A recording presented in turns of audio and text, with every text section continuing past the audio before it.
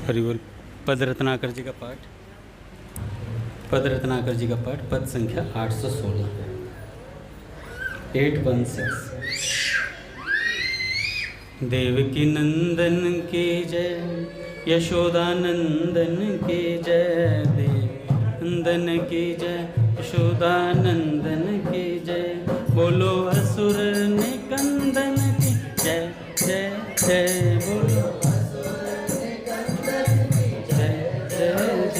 नंद छैया की जय, नाग नथैया की जय, नंद छैया की जय, नाग नथैया की जय। बोलो माखन चुरैया की जय जय जय, बोलो माखन चुरैया की जय जय जय। दाऊ भैया की जय, रास रचैया की जय, दाऊ भैया की जय, रास रचैया की जय। बोलो नृत्य करैया की जय जय जय, बोलो नृत्य करैया की जय जय जय। मुरलीधारी की जय, ब्रज बिहारी की जय, मुरलीधारी की जय, ब्रज बिहारी की जय। बोलो कृष्ण मुरारी की जय जय जय, बोलो कृष्ण मुरारी की जय जय जय। गोपी वल्लभ की जय,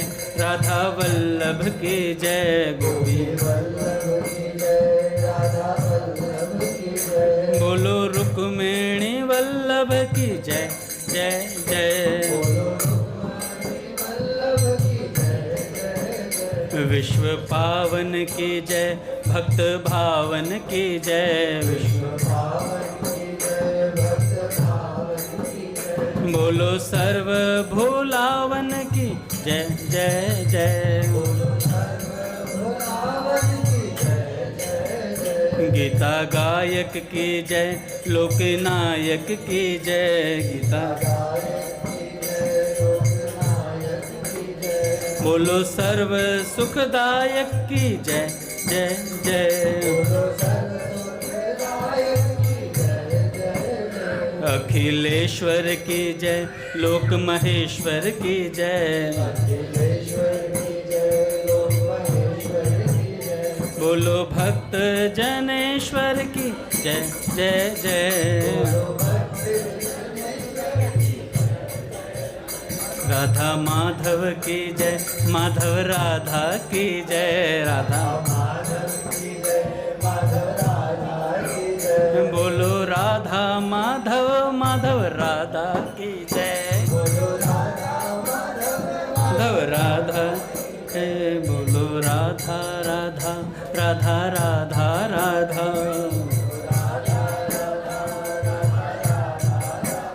राधा राधा राधा, राधा राधा राधा।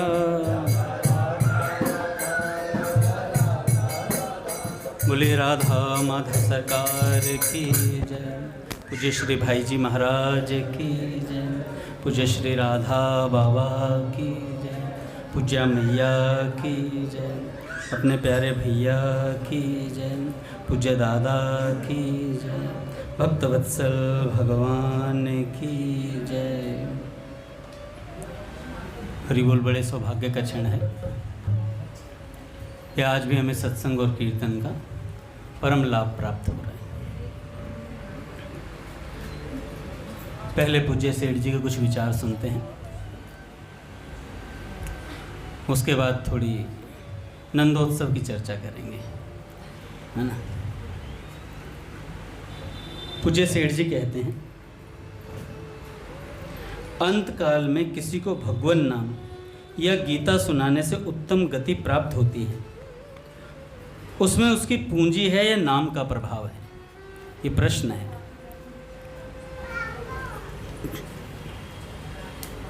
अंत काल में किसी को भगवान नाम या गीता सुनाने से उत्तम गति प्राप्त होती है, उसमें उसकी पूंजी है या नाम का प्रभाव है। उत्तर में सेठ जी कहते हैं, वह नाम के प्रभाव से उत्तम लोक में चला जाता है, यह नाम की महिमा है। जिस आदमी को बिल्कुल होश नहीं रहे, मृत्यु के समय कई बार होता है कि लकवा मार जाता है, बेहोश हो जाता है, उसके आगे भी भगवान के नाम का उच्चारण करने से वह भी उत्तम लोक में चला जाता है। जहाँ तक मनुष्य में शास्त्र विपरीत अवगुण घटते हैं, वहाँ तक उसको भगवत प्राप्ति नहीं हुई है। प्रहलाद जी को जब आग में गिराया जाता है तब वह हंस रहे हैं और आग में ईश्वर की दया को देख रहे हैं। आग में ईश्वर की दया को देख रहे हैं और कह रहे हैं, धन्य है प्रभु, आपकी कितनी दया है मुझ पर। प्रहलाद अमर हो गए। प्रहलाद भगवान की दया के तत्व को जानने वाले थे। हम भी उस दया को जान ले तो परम सुखी हो सकते हैं। क्यों जानते थे? क्योंकि उन्हें भगवान के नाम की महिमा का पता था। नाम के बल पर अड़े हुए थे। नाम के बल पर अड़े हुए थे। संत जन कहते अड़ जाओ, इस बार अड़ जाओ प्रभु, मैं आपके नाम पे अड़ गया हूँ, अब आपको कल्याण करके रहना है। पीछे पड़ जाओ भगवान के, हाथ धो करके, है ना। छोड़ना नहीं है इस बार भगवान को। अच्छा, मृत्यु के बाद मिलेंगे ऐसी बात सोचनी ही नहीं है। मृत्यु से पहले पहले भगवान की अनुभूति करनी है। कई बार क्या होता है, कई साधक जन कहते हैं अरे मर के ही मिल जाए, इतना ही बहुत है, हमें इतने में संतोष नहीं है। अपने को जीते जी भगवान की अनुभूति करनी है। मरने के बाद किसने क्या देखा? अपने गांव में कहते हैं ना नीलकंठ, मरने के बाद किसने देखा, कौन कहाँ गया। हम जीते जी देखना चाहते हैं प्रभु, उनकी लीलाओं में सम्मिलित होना चाहते हैं। तो क्या सहारा है? भगवान नाम का सहारा है। नाम के बल पर हम वो पालेंगे जो किसी को प्राप्त नहीं होता सहज भाव से। नाम से वो सहजता से मिल जाते हैं। जो यह समझ लेता है कि भगवान की हमारे ऊपर अपार दया है, उसके हृदय में आनंद नहीं समाता। वह अपार अतुलनीय शक्ति वाला परमेश्वर भक्त की प्रतिज्ञा के लिए अपनी प्रतिज्ञा तोड़ने के लिए भी तैयार है। ईश्वर मेरी वस्तु को अपना ले, पुत्र को मारकर अपने धाम में बुला लें, मेरे मन में बहुत प्रसन्नता हो तो समझना चाहिए कि यह चीज़ भगवान के अर्पण हुई। यह चीज़ बहुत मुश्किल बात है भैया। अपनी किसी वस्तु को ऐसा कह देना कि परमात्मा ले ले, हैं? नरसिंह जी कई ऐसे भक्त हुए हैं कि भला हुआ छूटा जंजाल, हैं? अब भजसी मदन गोपाल, कि जंजाल छूट गया, संसार छूट गया। बहुत आसान नहीं है ये बात, बहुत मुश्किल है। पर आसान इसलिए हो जाती है जब प्रभु का भरोसा हो जाता है ना कि प्रभु हमारे लिए मंगल ही करेंगे। इस बात पे जिसको विश्वास हो जाता है उसके लिए आसान हो जाती है, उसके लिए सब बातें आसान। मीराबाई जी की माता जी का देहांत हुआ तो मीरा जी की सास आती है, वो कहती है, ननद आती है पहले, कहती है भाई साहब आपकी माता जी चली गई हैं। तो भाई साहब कहती हैं हाँ मुझे पता चल गया, मैं गिरधर गोपाल की पूजा में हूँ। तो सास भी कहती है, ननद भी कहती है, कैसी बेटी है जो माँ की ये बात सुनने पर भी उसे ताना देती हैं। तो मीरा भाई साहब कहते हैं वो जाने वाली चली गई, अब सोचकर क्या लाभ है, अपना तो गिरधर गोपाल को भजन करना है।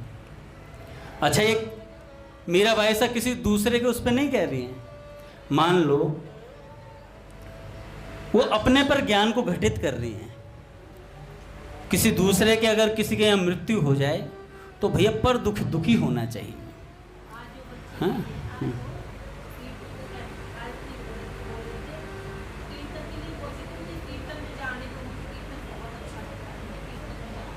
जी जी, देखो भैया, जब तक जीवित हैं तब तक प्राप्त कर लिया तो कर लिया, नहीं तो उसके बाद तो फिर आप लोग ढोल पीटते रह जाएंगे, है ना। किसी की मृत्यु होती, बड़ा मरकट वैराग्य छाता है हृदय पर। भजन करना चाहिए प्रभु, भजन करना, भजन के अलावा कुछ नहीं है। और अगले ही दिन आलू के पराठे सब भूल गए, है ना। दिमाग में बैठती नहीं। अपने यहाँ मृत्यु थोड़ी हुई है, दूसरे के यहाँ हुई है ना। जब अपने यहाँ होती है तो रोटी अच्छी नहीं लगती है भैया। तो जब तक मौका है कि अवसर आया थारे हाथा में, यो जा रहा बाता बाता में, तू भजले श्री गोपाल रे मन बावरे, तू भजले श्री गोपाल रे मन बावरे। ऐसे कई महात्माओं को हमने देखा है जो इस बात को हृदय में उतारे हुए हैं। अपने पूज्य दामानी जी पिताजी आते हैं ना, महाराज रघुनाथ किनको बता रहा था कि पिताजी के यहाँ पिताजी की माता जी गई, तो सब बैठे हुए घर वाले इकट्ठे हो रखे हैं, सब हो रखे हैं। अच्छा, बाहर से जो लोग आ रहे हैं वो रोते हुए आ रहे हैं। जैसे ही रोते हुए आए तो पिताजी ने बोला कि हाँ भाई रो क्यों रहे हो? कह रहे बाबूजी माँ चली गई। कह रहे माँ मेरी गई है तेरी गई है? माँ मेरी गई है, मैं तो रो नहीं रहा, तुम क्यों रो रहे हो? मेरी माँ को आंसू पिलाओगे? क्योंकि मृत्यु जिसकी होती है उसके जो घर वाले आंसू बहाते हैं ना, वो उसे पीने पड़ते हैं, कहा जाता है। तो कहा जाता, मना किया जाता है रुदन नहीं करना चाहिए, पर उनके कल्याण की व्यवस्था करनी चाहिए पूरी पूरी। अंत समय में भगवान नाम सुनाना चाहिए, कीर्तन करना चाहिए। हमारे रघुनाथ जी जबरदस्ती पकड़ पकड़ के नाम कीर्तन करवा रहे थे वहाँ भी आज, भैया कीर्तन करो कीर्तन करो। मेरे जैसे भगे जा रहे थे, अरे यार हटाना, कौन सा कीर्तन से कुछ कल्याण हो रहा है ना, मन ही मन। अरे अब कुछ नहीं, अब तो जा चुका, जीवात्मा भी चला गया। तो अभी सेठ जी कह रहे हैं जिसको ना भी सुनना, जो मूर्छित हो, उसके आगे भी भगवान का नाम लिया जाए तो भी वो उत्तम लोक को प्राप्त हो जाता है, सेठ जी कह रहे हैं। तो इसलिए सेठ जी तो परम सेवा पे बहुत जोर देते हैं भैया। सेठ जी कहते हैं किसी प्रकार से भी किसी को भगवान नाम सुना दो जाते वक्त, उसका कल्याण निश्चित है। सभी मनुष्यों में इतनी शक्ति है कि इस जन्म में परमात्मा की प्राप्ति कर सकते हैं। शक्ति नहीं मानते, ये मूर्खता है। हम सोचते हैं हमें भगवान की प्राप्ति नहीं हो सकती। हो सकती है भैया, अधिकार लेके पैदा हुए हैं। मनुष्य जन्म मिला है तो हमें भगवान की प्राप्ति का अधिकार भगवान ने लिख कर भेजा है। तुम मनुष्य हो तो तुम्हें भगवान की प्राप्ति हो सकती है। हम लोगों के पूर्व में हुए असंख्य जन्मों में यह जन्म बहुत श्रेष्ठ है। ऐसा जन्म पहले हुआ ही नहीं। यदि पूर्व में भी ऐसे जन्मों का मौका मिल जाता, आज तक का कभी उद्धार हो जाता हमारा कब का। लाभ उठाना पुरुषार्थ पर निर्भर है।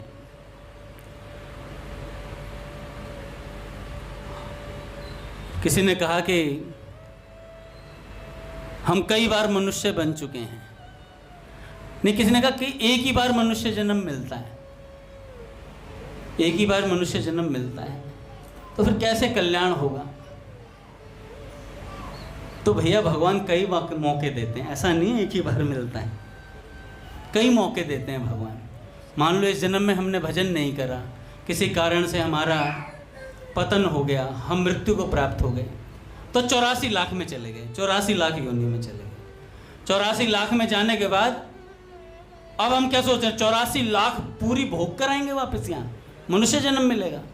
नहीं भैया, कबहू करी करुणा नर देही, कि भगवान बीच में से पकड़ लेते हैं। कहते हैं हो सकता है अब इसके मन में भजन की आ जाए, इसे उठा करके बीच में से तुरंत ले जाएंगे, कहेंगे मनुष्य बना दिया, ले अब भजन कर। भजन कर लिया तो छूट गए महाराज, नहीं करा फिर पड़ जाएंगे।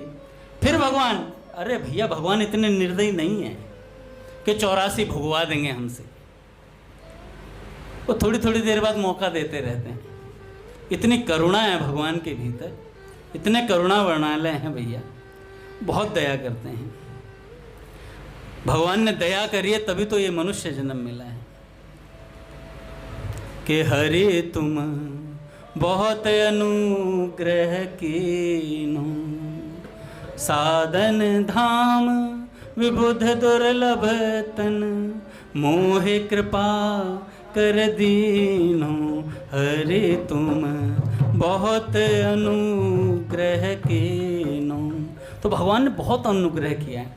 अच्छा, उससे भी बड़ा अनुग्रह क्या हो गया? मनुष्य जन्म तो बहुतों को मिल रहा है। कितने लोग हैं भैया भारत में? एक कितने हो गए, कितने करोड़ लोग हैं? 140।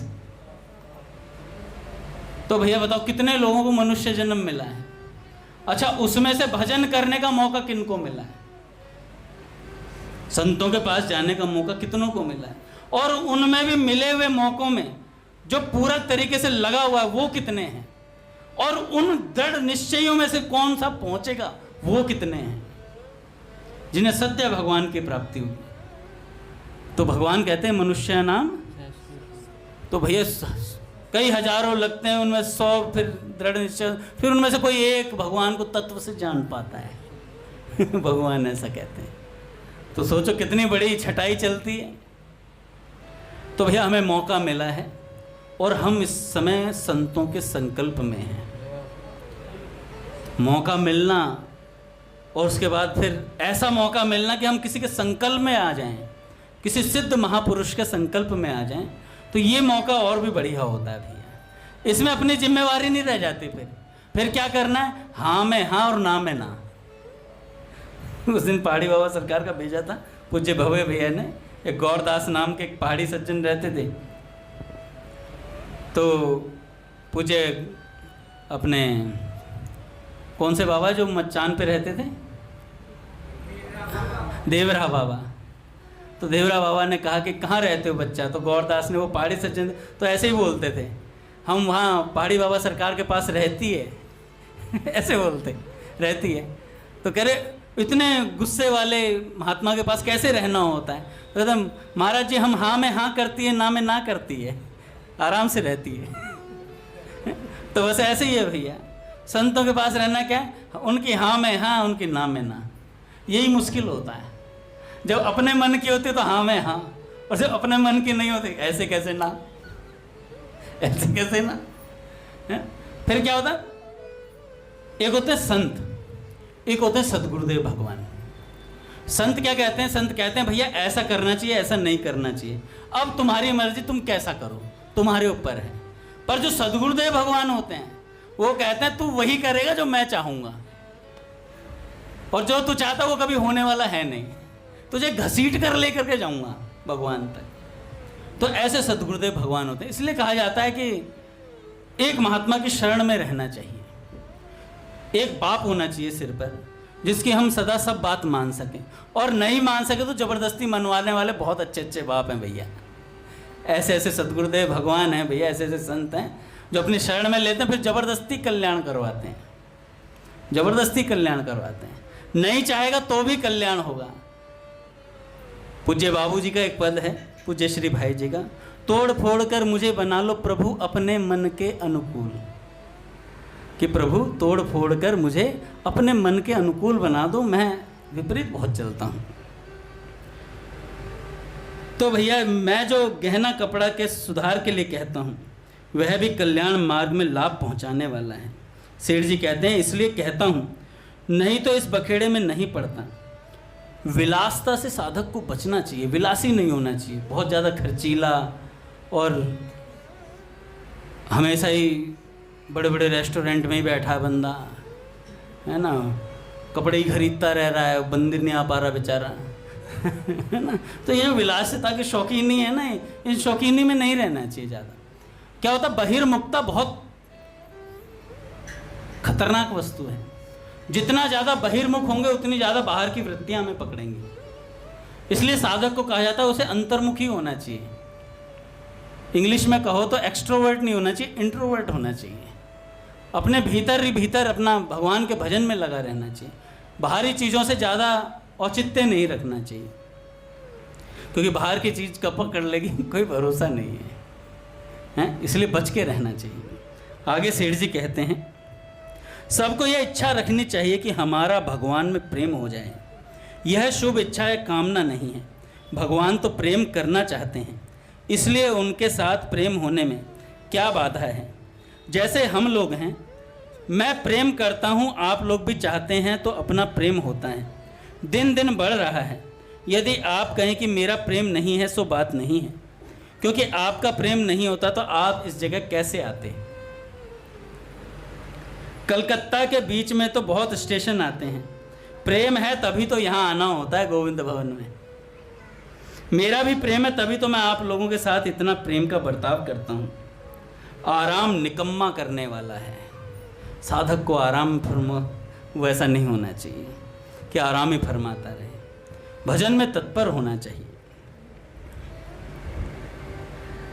एकांत में अकेले का ही मन प्रसन्नता सहित अधिक रमे, ऐसी चेष्टा करनी चाहिए। एकांत में ध्यान के समय चाहे जैसी ही काम की बात याद आए उसको उसी समय त्याग दें। उस संकल्प को त्याग देना ही लाभदायक है। सांसारिक वस्तु तथा व्यक्तियों के साथ मिलाप कम रखना चाहिए। सांसारिक बात भी बहुत कम करनी चाहिए। सांसारिक बात भी बहुत कम करनी चाहिए। नहीं तो आजकल क्या होता है, मिलते हैं और मिलते ही लग जाते हैं। भैया क्या चल रहा है? चल नहीं रहा, सब बिछुड़ रहा है। बता दो कोई ऐसी चीज़ है जो आपके साथ रह रही है? कोई ऐसी चीज़ नहीं जो आपके साथ रह रही है। आपका शरीर भी आपका साथ छोड़ रहा है। पल पल दिन दिन हम मौत के करीब आ रहे हैं और कहते हैं हैप्पी बर्थडे टू यू। एक साल निकल गया, अणे खाली, बिल्कुल अणे खाली होता है ना, अणे खाली निकल गया। हर साल ये चिंतन करना चाहिए, इस साल में भगवान के कितना करीब आया। क्या मैं उस स्थिति में पहुंचा जिसमें महात्मा हमें पहुंचाना चाहते हैं? नहीं पहुंचा तो ये साल भी अणे खाली चला गया। वही सुबह उठे, ऑफिस का काम किया, सुबह शाम को आगे मंदिर में, और मंदिर में आके इधर घूमे उधर घूमे, पीछे गए, सीढ़ी पे गए, सीढ़ी से उतर गए, आगे आके 2-4 बार नमस्कार कर लिया, फिर वापस चले गए। घर जाते फिर वही सांसारिक बन गए। यहाँ जितनी देर आते हैं ना उतनी देर के भक्त हैं हम लोग। बस अपने मन में पता करना चाहिए, क्या वाकई हम उतनी देर के भक्त हैं? क्या घर जाकर हमें स्वाध्याय सत्संग नहीं करना चाहिए, नाम जप नहीं करना चाहिए? क्या एकांत मिलते हैं हम भगवान के लिए 2 बूंद आंसू बहाते हैं? नहीं बहाते हैं, आते ही नहीं, नींद आ जाती है।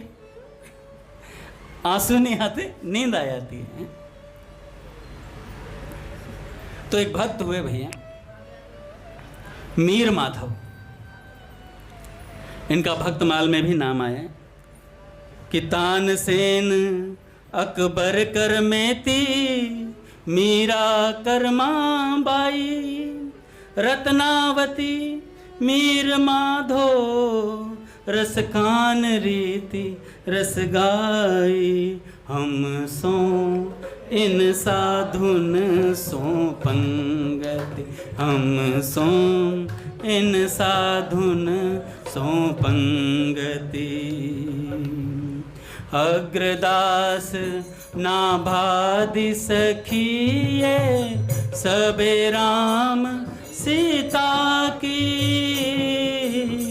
सूर मदन मोहन नरसियली, तस्कर नव नीता की, हम सो इन साधुन सो पंगति, हम सो इन साधुन सो पंगति। तो भैया मीर माधव नाम के एक भक्त हुए। देखो ये भक्त नामावली बहुत सुंदर है। हमें जितने भक्तों का नाम याद हो जाए उतना अच्छा है।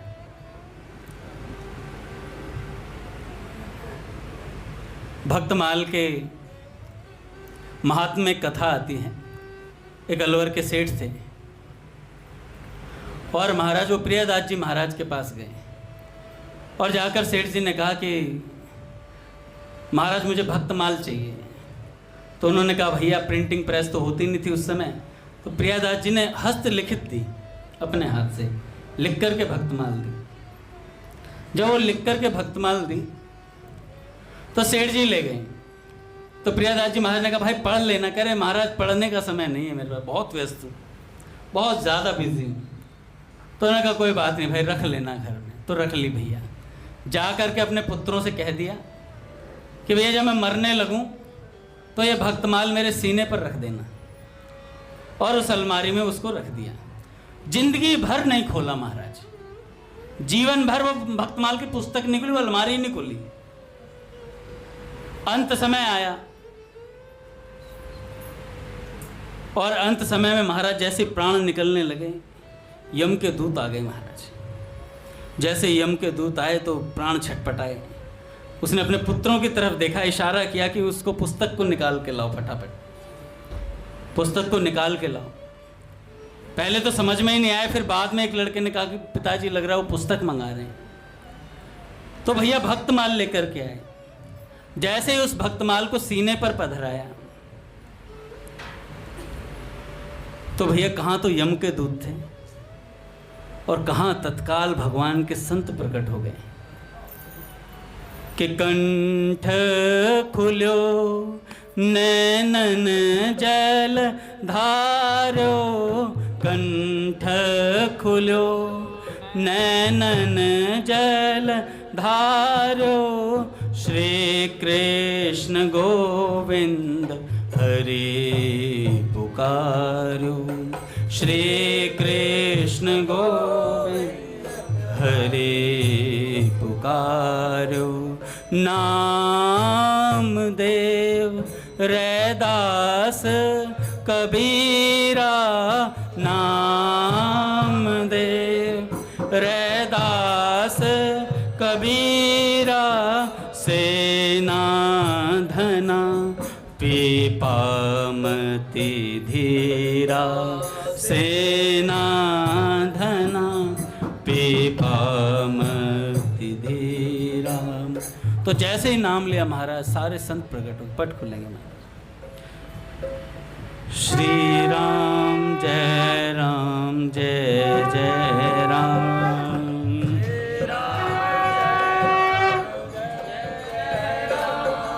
श्री राम जय राम जय जय राम,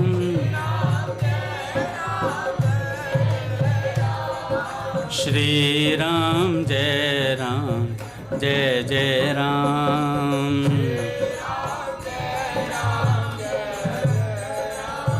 जय जय श्यामा जय जय श्याम,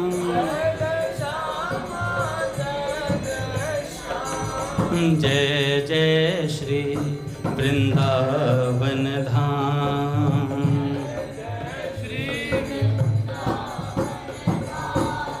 बोली राधा माधव सरकार की जय। तो भैया जो सेठ थे तत्काल महाराज सारे भक्त प्रकट हो गए इर्द गिर्द और कहने लगे पुत्र चलो अब वहाँ जहाँ हम रहते हैं। तो उस धाम में ले गए महाराज। तो इसलिए जो भक्तमाल के आपने देखा होगा वृंदावन में पूज्य मलुकपीठ सरकार की शरणापन जितने भक्त हैं या और जितने ब्रज के भक्त हैं वो सब भक्तमाल की कंठी रखते हैं गले में, है ना। तो सोचो कंठी होने का इतना लाभ है कि संत ले जाएंगे हमें अपने साथ। अगर हृदय में ही सारे भक्तों को धारण कर लिया क्या अद्भुत चमत्कार हो जाएगा भाई। हर समय भगवान के भक्तों की याद रहना, निरंतर भगवान के भक्तों का चिंतन करते रहना। किसी को भाई जी का नाम याद आ जाए अंत समय में कि भाई जी भाई जी भाई जी भाई जी भाई जी भाई जी, प्यारा लागो घना मारा भाई जी, ओ न्यारा लागो घना मारा भाई जी, करुणा प्रेम लबालब भीतर, करुणा प्रेम लबालब भीतर, रस उमग्यो अधिकाई जी,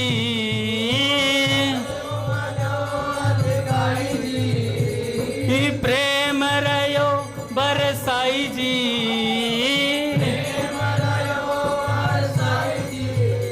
ओ भाई जी भाई जी भाई जी, सब बोलो महाराज भाई जी भाई जी भाई जी, भाई जी भाई जी भाई जी, भाई जी भाई जी भाई जी,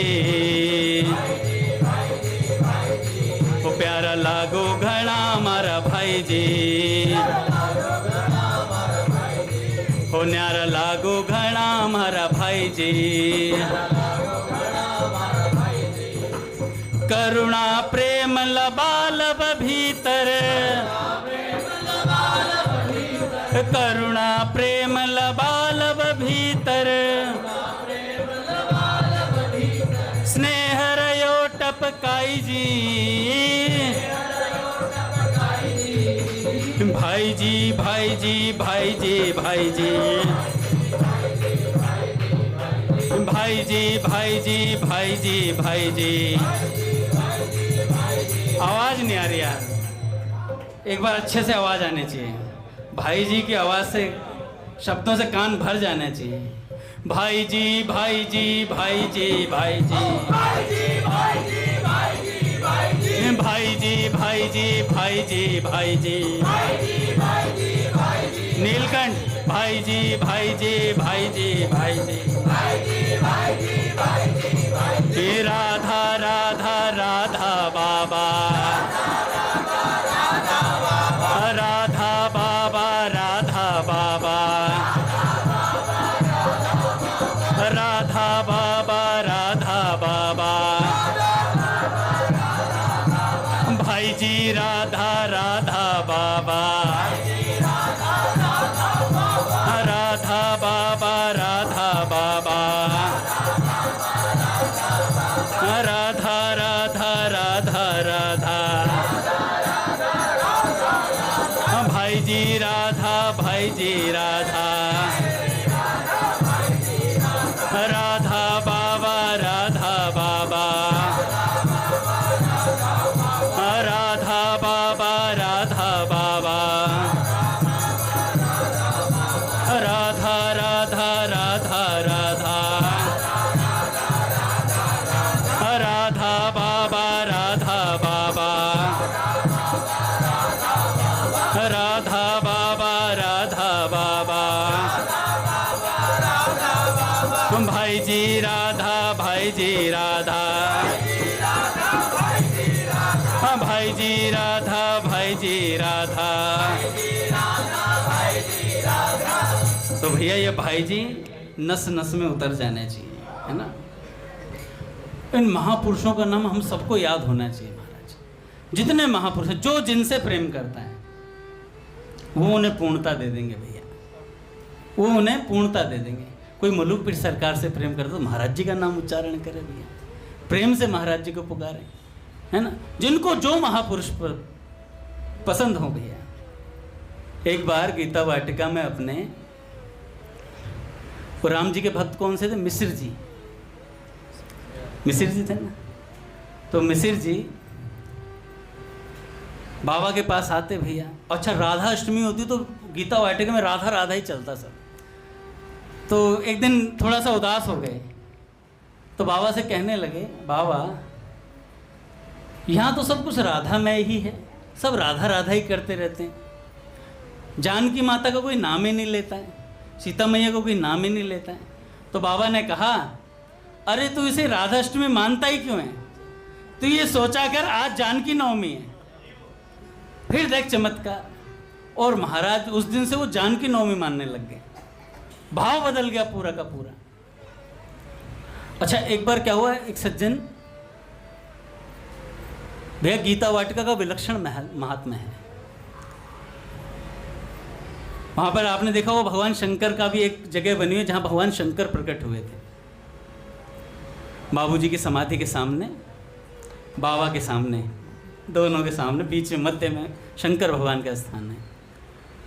एक बार शिवरात्रि थी तो एक सज्जन चले गए वाटिका से, कहाँ? काशी विश्वनाथ। वहाँ चले गए दर्शन करने के लिए कि शिवरात्रि है, शंकर भगवान के वहाँ दर्शन करेंगे। अच्छा, बाबा उन्हें ढूंढ रहे हैं। बाबा कह रहे वाटिका में शिवरात्रि के दिन आया क्यों नहीं? तो वो सज्जन अगले दिन आए नीलकंठ प्रभु। आते ही बाबा ने कहा, अरे भैया कहाँ थे तुम? कल शिवरात्रि थी, तुम कहाँ थे? कह रहे बाबा मैं काशी विश्वनाथ भगवान शंकर के दर्शन करने गया था। तो बाबा ने कहा, शंकर जी तो यहाँ थे, दर्शन किसके करके आए हो? पूरी रात शंकर भगवान मेरे साथ बैठे थे यहीं। भाई विलक्षण बात हो गई। तो बाबा तो ऐसे महापुरुष थे भैया, विलक्षण भावावेश में रहते, अपने आश्रितों को इतना आश्वासन दे रखा था कि तुम जो नहीं करना चाहिए वो मत करना, बस बाकी तुम्हारी व्यवस्था पूरी है। कष्ट भी ले लेते थे। मिश्र जी के एक बार जाड़ में दर्द हुआ तो पूरे दिन उन्होंने कुछ खाया नहीं। पूरे दिन कुछ नहीं खाया था। तो कुछ नहीं खाया तो शाम के समय सर्दी का मौसम था, तो बाबा अंगीठी पर हाथ ताप रहे थे, तो पूज्य बाबा के पास पहुंचे। तो बाबा तो भैया अंतर्यामी महापुरुष थे, उन्होंने देखते कहा, मिसिर आज कुछ खाया नहीं लगता है तुमने। तो कहने लगे, बाबा हमारी दाढ़ में थोड़ा दर्द है। तो बाबा ने कहा, कहाँ दर्द है? कह रहे, बाबा यहाँ दर्द है। कह रहे, बताया क्यों नहीं? कह रहे, बाबा वो बस आप ना फिर। तो कह रहे, नहीं आप ना क्या है, इधर आओ, पास आओ। बाबा ने क्या किया, हाथ आग पे तापे और उनकी यहाँ जाड़ पे हाथ फेर दिया और वो दर्द तत्काल दूर हो गया। और बाबा ने किसी सज्जन से कहा, अब इन्हें प्रसाद खिलाओ। और थोड़ी देर में वो दर्द बाबा के आ गया, बाबा के जाड़ में दर्द होने लगा। तो मिसिर जी कहते हैं कि हमारे कष्ट को बाबा ऐसे ले ले। उस दिन से मैंने निश्चय किया कि बाबा चाहे कितनी कस्में दे दें, पर अपना दर्द नहीं बताऊंगा कि मेरे क्या पीड़ा है। क्योंकि बाबा से भी कसम खिलवा ली मिसिर जी ने। मिसिर जी ने बाबा से कहा कि बाबा आज के बाद आपको ये कसम देनी पड़ेगी, आप मेरा कष्ट नहीं लोगे। तो बाबा ने कहा, मिसिर तड़पड़ा जाओगे। कह रहे, मिसिर ने कहा, बाबा कितना ही तड़पूं, मेरा कष्ट मत लीजिएगा आप। तो बाबा ने कहा, मिसिर देख लो। मिसिर ने कहा, हाँ बाबा कोई बात नहीं, आप हमारा कष्ट झेलें, इससे अच्छा मैं अपना कष्ट स्वयं झेल लूं। ऐसी बात मिसिर जी ने बोली। तो बाबा ने कहा, जाओ आज के बाद तुम्हारा कोई कष्ट नहीं लूंगा। तो क्या लिया नहीं होगा? तो क्या लिया नहीं होगा? तब भी लिया होगा। उनको जर्दा खाने की आदत थी मिसिर जी को, क्योंकि पायरिया था दांतों में, तो नहीं खाते तो बदबू आती थी। तो बाबा के पास जब बैठे तो बाबा ने एक दिन कहा कि मिसिर ये छोड़ दो खाना, तुम ये जर्दा वगैरह खाना छोड़ दो। तो उन्होंने कहा कि बाबा हमें पायरिया है। तो बाबा ने कहा, अरे कोई बात नहीं, तुम छोड़ दो, मैंने कह दिया छोड़ दो। तो उन्होंने छोड़ दिया। अच्छा 3-4 महीने होंगे, छूट गया। तो पायरिया के कारण ना बदबू आने लगी। जब बाबा की सेवा में आते तो बदबू आई। बाबा ने कहा, मिसिर तुम्हारे मुख से तो बहुत महक आ रही है, बहुत बदबू आ रही है। तो कहने लगे मिसिर जी, बाबा मैंने कहा था ना आपसे कि अगर जर्दा नहीं खाऊंगा तो बदबू आएगी, अब बताओ मैं क्या करूं? तो बाबा ने कहा, चल कोई बात नहीं, मेरे कहने से थोड़ा खा लिया कर। देखो भैया, ये महापुरुष है। कई लोग सोचते हैं कि भैया हम व्यसनी हैं, ये चीज़ खाते हैं, हमारा कल्याण होगा नहीं होगा। एक बार महापुरुष से सच्चे दिल से कह करके तो देखो, अपने विषयों को, अपनी कामनाओं को, अपनी आसक्तियों को, अपने अवगुणों को महात्मा के सामने प्रकट तो करो। एक बार देखो, वो उस अवगुण के रहते तुम्हें भगवान तक पहुंचा देंगे। उस अवगुण को गुण में परिवर्तित करके भगवान के सामने प्रस्तुत कर देंगे। ऐसा महापुरुषों में सामर्थ्य होता है। अगर चाहेंगे तो छुड़वा देंगे, और नहीं छुड़वाना चाहेंगे तो बिना छूटे कल्याण हो जाएगा। यह महापुरुष की विलक्षण कृपा होती है। अच्छा, बाबा की सेवा में बड़ा भाव रहता था उनके। शायद हम लोगों में बहुत सेवा करते हैं, बहुत से लोग पूज्य भैया की बहुत सेवा करते हैं। भैया अथाह सेवा करते हैं, पूरे दिन पूरी रात साथ रहते हैं। सब बहुत वंदनीय हैं, पर रामकृष्ण को जब देखता हूँ तो ऐसा लगता है कि ऐसा शरणागत देखने में नहीं आता भैया। मैं तो इनसे कहता हूँ कई बार, अपने जैसा बना लो भैया, मुझे तोड़ फोड़ कर मुझे बना लो अपने मन के अनुकूल। ऐसे ही हमारे मिसिर जी थे, पूरी रात भर सेवा करते थे। देखो, सुबह 4 बजे आ जाते थे अपने घर से पूज्य राधा बाबा के पास, और जब आते गिरधारी 4 बजे से लेकर 8 बजे तक पूज्य बाबा को शौच वगैरह सब करवाना उनका काम था। एक बार बाबा बहुत कष्ट में थे,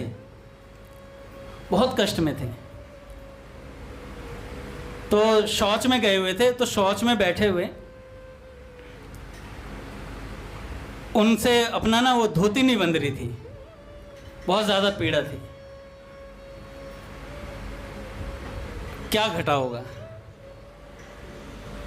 शौचालय के भीतर श्री कृष्ण प्रकट हुए और उन्होंने अपने दोनों हाथों से पूज्य बाबा की धोती को बांधा।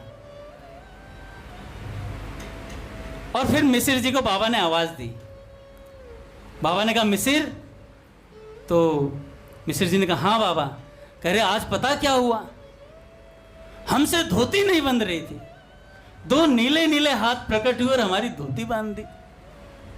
तो मिसिर जी कहते हैं कि हम ऐसे समर्थ गुरु की शरण में थे, मेरे को अपने भाग्य पे अचंभा हो रहा था कि जिनसे श्री कृष्ण, मतलब जो श्री कृष्ण से अभी अभी मिलकर आ रहे हैं, उनकी सेवा में मुझे रखा हुआ है।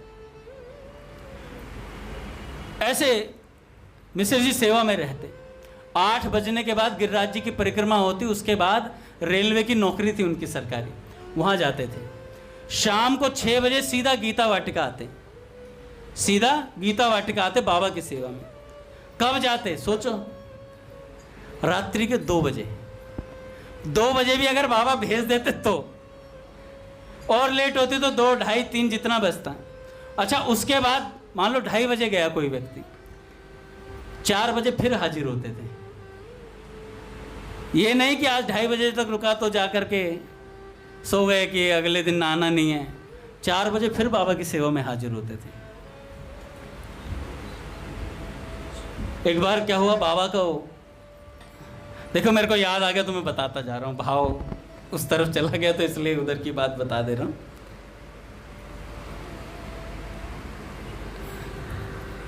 पूज्य बाबा की भैया ने हंसली की हड्डी ये जो यहाँ की होती है ये टूटी। उसके बाद बाबा को सेवा में भैया चाहिए थे, तो वहाँ हमारी पूज्या माँ रहती हैं और बंका जी और सब ने एक लिस्ट बनाई जिसमें नाम लिखे गए, भाई कौन इस घंटे कौन आएगा, इस घंटे कौन आएगा। सबका अपने अपने 1 घंटे 2-2 घंटे जिसके पास जितना टाइम था वो फिक्स किया गया, समय दिया गया सबको। पूरी लिस्ट बन गई महाराज। अच्छा वो लिस्ट फिर गई बाबा के पास। बाबा ने पूरी लिस्ट को पढ़ा, बाबा ने देखा और तुरंत बोले बाबा इसमें हमारे मिसिर का नाम नहीं है। तो कहने बाबा वो मिसिर का नाम, करे अरे कोई बात नहीं। बाबा ने कोई बात नहीं, नाम नहीं है तो बहुत अच्छी बात है, कोई बात नहीं। मिसिर हमारी सेवा में 24 घंटे रहेगा। किसी को जिसका नंबर लग गया। अब मिसिर हमारी सेवा में 24 घंटे रहेगा। और 24 घंटे रहने की बात आई। अच्छा बाबा को पता था कौन कितने घंटे आएगा। अब क्या हुआ, धीरे धीरे क्या हुआ, जिन्होंने नाम लिखवाए थे ना, जैसे मेरे जैसे नाम लिखवा देते हैं पर आते नहीं, फोन कर देते, अरे भैया आज की सेवा ना यार रामकृष्ण तू दे दियो यार। रामकृष्ण कह रहा दीनू तू देख लियो यार। दीन बंधु ने कह दिया गिरधर तुम देख लेना यार। तो बाबा को पता था कि कई जने सेवा में गायब होंगे, तो इसलिए मिसिर जी को 24 घंटे सेवा में रखा। एक सज्जन ने तो सुबह 4 से 6 कह रहा, भैया 4 से 6 की नींद खराब है। तो मिसिर जी ने कहा कोई बात नहीं, मैं तो 24 घंटे रहता हूं, मैं यहीं रहूंगा। तो ये महापुरुषों की कृपा है भैया कि महापुरुष अगर सेवा में रखना चाहें, अच्छा वो सामर्थ्य भी देते हैं, सामर्थ्य भी देते हैं। अब कोई व्यक्ति 24 घंटे सेवा में रहेगा भैया, और रही बात तोड़ फोड़ कर मुझे बना लो अपने मन के अनुकूल, बाबा सुधारते भी थे। मैंने बताया था ना पहले भी ये घटना कि कोई बड़े अमीर थे, वो बाबा से मिलने के लिए आए, तो मिसिर जी अंदर जाने लगे तो उन्होंने कहा कि हमें बाबा से पर्सनल बात करनी है। तो मिसिर जी ने कहा अरे बड़ी लाड साहब बन रहे, कुछ इस तरीके का बोल दिया। मिसिर जी के मुख से निकल गया ये बात कि बहुत तगड़े वकील हो तुम, तो जो मिल लोगे बाबा से बात कर लोगे। तो ऐसे मुख से निकल गया, भैया सेवा में रहते हैं तो थोड़ा मुंह चढ़े भी हो जाते हैं, है ना। तो मिसिर जी के मुख से निकल गई ये बात। अच्छा ये बात निकल तो गई, जिन सज्जन से कही थी, जिन माता जी से बात बोली थी, उन्होंने आकर के पूज्य भाई जी की सुपुत्री को बताई ये बात। उन्होंने फिर पूज्य बाबा को बताई कि बाबा आपके मिसिर ने ऐसा कह दिया कि बड़ी वकील बन रही है जो बाबा से मिल के बात करेगी, हमें भीतर नहीं जान दे रही। अच्छा, ये बात जब बाबा को पता चली तो बाबा ने मिसिर जी को तुरंत बुलाया। मिसिर जी को तुरंत बुलाया, मिसिर इधर आओ। मिसिर तुमने हमारी नाक कटवा दी। अब मिसिर जी चौंक गए, मिसिर जी की आंखों में आंसू। अरे बाबा, हमने कब आपकी नाक कटवा दी? अरे मिसिर यार, तुमने हमारी नाक कटवा दी आज तो उन्होंने पूछा बाबा बात क्या होगी? कह रहे तुमने किसी को कल वकील बोल दिया था। किसी को वकील बोल दिया ना? तो कह रहे नहीं बाबा, वो मुख से निकले। कह रहे बोला था कि नहीं बोला? कह रहे हाँ बाबा। कह रहे जाकर क्षमा मांग करके आओ, जाकर क्षमा मांग करके आओ। तो क्षमा मांगने के लिए भेजा, तो वापस वहाँ जाकर जिनसे बोला था उनसे क्षमा मांगी। तो उन्होंने कहा अरे ये तो बहुत छोटी सी बात थी। उन्होंने कहा नहीं, हमसे बाबा ने बोला है क्षमा मांग ले तो हम क्षमा मांगेंगे। अच्छा, मेरे जैसा होता तो क्या कहता? छोटी सी बात थी तो बाबा को बतानी जरूरी थी। छोटी सी बात थी, बाबा को बतानी जरूरी थी। तो और तर्क वितर्क करते। पर बात ही ऐसी है भैया। पूज्य बाबा ने कहा क्षमा मांगनी है तो मांगनी है। तो मिसिर जी भैया क्षमा मांगने गए। एक रात्रि की बात है, रात्रि के 2:30 बज गए। 2:30 बजे तो बाबा को बड़ी चिंता हुई मिसिर जी की, यार ये मिसिर जी अकेले जाएंगे। अच्छा, उस समय वाटिका के चारों तरफ भरा जंगल होता था महाराज, डर लगता था उधर जाते हुए। अब तो कितना चकाचौंध है सब। अब देख करके आओ, गणेश जी इधर बैठे हैं सब जगह, अब तो बहुत सारे हैं।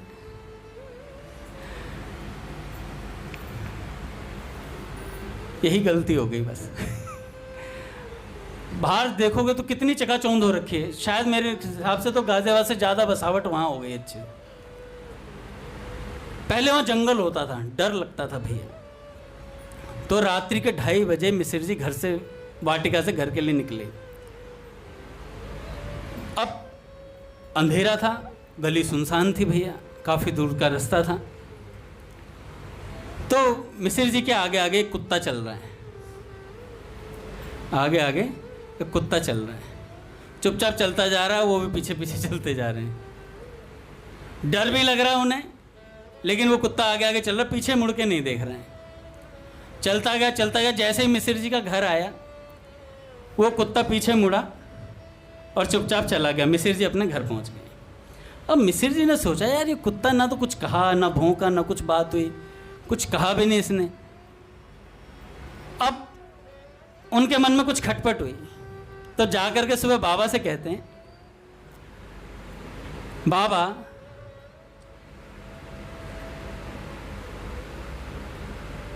वो कुत्ता कौन था? तो बाबा ने कहा कौन कुत्ता? कह रहे बाबा रात को काला कुत्ता मेरे आगे आगे चल रहा था, उसने कुछ नहीं कहा, मुझे घर तक छोड़ के आया। तो मिसिर जी के मन में तो था बात, तो कहा कि बाबा क्या वो आप, तो ऐसी बात बोली। तो बाबा ने कहा तुम्हें क्या लगता है मिसिर, कौन हो सकता है वो? तुम्हें क्या लगता है मिसिर, कौन हो सकता है वो? तो कहने का तात्पर्य यह था कि बाबा स्वयं रक्षा करने के लिए गए वहां तक। तो ऐसे संतजन भैया रक्षा करते हैं। इन संतन के संग लाग रे तेरी अच्छी बनेगी। तो इन महापुरुषों के शरण में बताया था, सदगुरुदेव भगवान जो होते हैं ना, वो खींच कर ले जाते हैं, जबरदस्ती कल्याण करते हैं भैया। इसलिए अपने भाई जी पूज्य बाबा के शरणापन जितने लोग हुए, कई लोग ढीठ भी थे, नहीं सुधरे। पूज्य बाबा तो कहते थे अरे भैया कितना कितना गंदे काम करते हो तुम लोग। फिर भी बाबा बड़े कृपालु रहे भैया संतजन, और आज भी संतजन कृपालु हैं। बाबा ने कहा जब तक मैं शरीर में हूँ तब तक गीता वाटिका में हूँ, जब इस शरीर से निकल जाऊँगा तो हर जगह हर साधक को मदद के लिए मौजूद रहूँगा। अगर वो कल्याण चाहता है तो उसके पास मौजूद रहूँगा। तो ऐसे ही भैया एक संत हुए मीर माधव जी। स्थान तब का है भैया, स्थान और घटना तब की है जब पाकिस्तान एक था। मुल्तान में एक पंडित रहते थे। पंडित जी श्री कृष्ण के अनन्य भक्त थे और प्रतिदिन गीत गोविंद का पाठ करते थे। अच्छा, उनके ऊपर वाले माले पर ही, जहाँ वो रहते थे किराए पर, ऊपर वाले माले पर एक मुगल दरबारी रहता था जिसका नाम मीर था, जो राज दरबार में नौकरी भी करता था। अच्छा, पंडित जी रोज सुबह करते थे गीत गोविंद का पाठ, रोज करते और वो दरबारी रोज सुनता था। पहले क्या हुआ, जब वो उतरता तो सोचता यार ये पंडित जी क्या गाते रहते हैं। 1 मिनट रुका, पता नहीं क्या गा रहे हैं। अगले दिन फिर 2 मिनट रुका होगा, अगले दिन फिर 3 मिनट रुका होगा। धीरे धीरे ना उसे वो धुन अच्छी लगने लग गई, जो गीत गोविंद की धुन है वो अच्छी लगने लगी। और महाराज गीत गोविंद की धुन के साथ साथ धीरे धीरे धीरे उसे इतना प्रेम हो गया मुस्लिम को, मीर माधव को, रोज गीत गोविंद सुनते उनसे। अब धीरे धीरे उन्हें कंठस्थ होने लगा। भैया कोई वस्तु आप रोज सुनोगे तो कंठस्थ हो जाती है, उसके शब्द क्लियर होने शुरू हो जाते हैं धीरे धीरे। आप भगवत गीता जी का कोई पाठ लो, पहले दिन ऐसा लगेगा हर जीभ पे अड़ंगी लग रही है मतलब जैसे ही हर शब्द बोलोगे, हर शब्द पे ऐसा लगेगा किसी ने टांग अड़ा दी, अड़ंगी सी लगती है। पर जैसे जैसे अभ्यास होना शुरू होता है फिर ऐसा लगता है अरे मैं तो संस्कृत का विद्वान हो गया हूँ। हरि बोल महाराज, पूज्य भैया आ गए हैं।